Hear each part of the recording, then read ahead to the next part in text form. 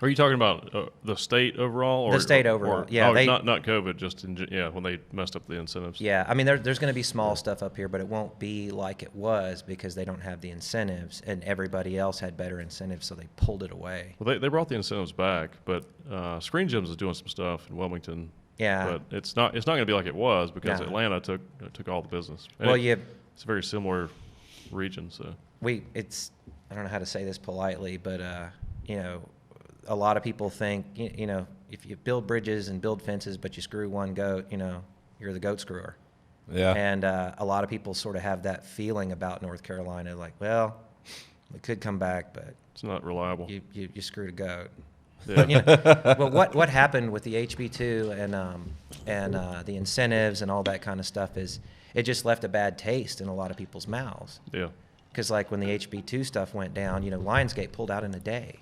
And tons of people lost their jobs. And I knew several people that, got affected by both of those giant waves of, that crashed across North Carolina. Yeah. And most all of them are gone. They're in Atlanta. Yeah. And Atlanta's, they're the number one film shooting place in the country. Oh, now, yeah, so. dude. They're cranking out Yeah. unbelievable. I mean, I wish I could live there, but I hate driving in Atlanta. I hate it. Yeah. There's like ditto. I can't stand Atlanta. I lived there for a half a year. It sucked.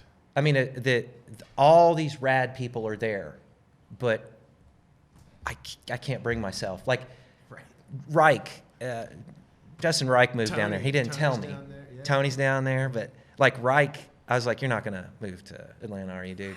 Tell me not." He's like, "Nah." And then he meets Amber and things happen in his life, and it was a time for a change, and so he just moves over Christmas and doesn't tell anyone. Yeah.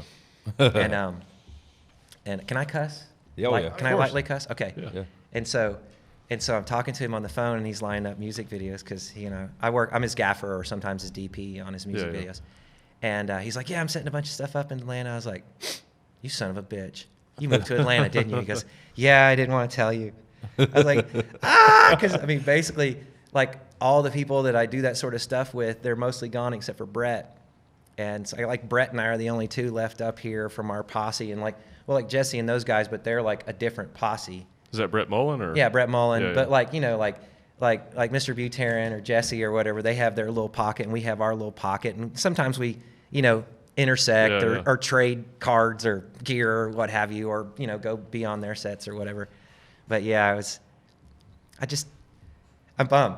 Yeah. Well, I mean, Atlanta's a pretty easy transition for a lot of people because it's very similar, and it's actually really affordable. Atlanta's I mean, pricing down there is pretty reasonable. It's just that you can't get into Kroger. You have to wait for a place to park to get into Kroger. Getting food, anything normal amenities here that you just handle. Right. There, it's just. Yeah, if I moved down there, I'd have to live outside of. Oh God, no! I would live outside of the film area somewhere. Right.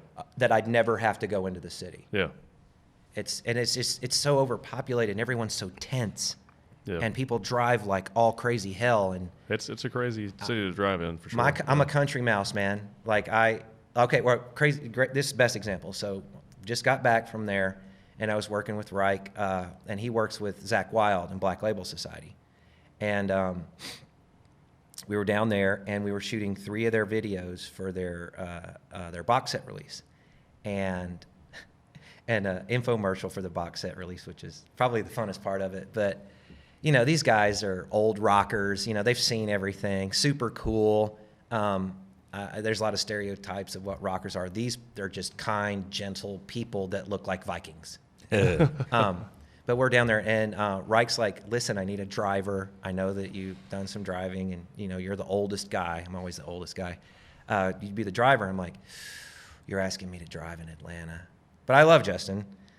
Not so much anymore because he made me drive in it.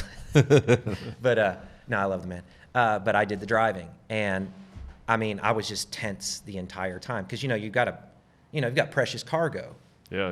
If it's just me, but precious cargo. And when I went through there with a boy, my foster kid, and we went through Atlanta, and I was telling him the horrors of Atlanta, and he's like pointing out people that are driving badly in Atlanta. I was like, "Dude, you're gonna do that all day long," but.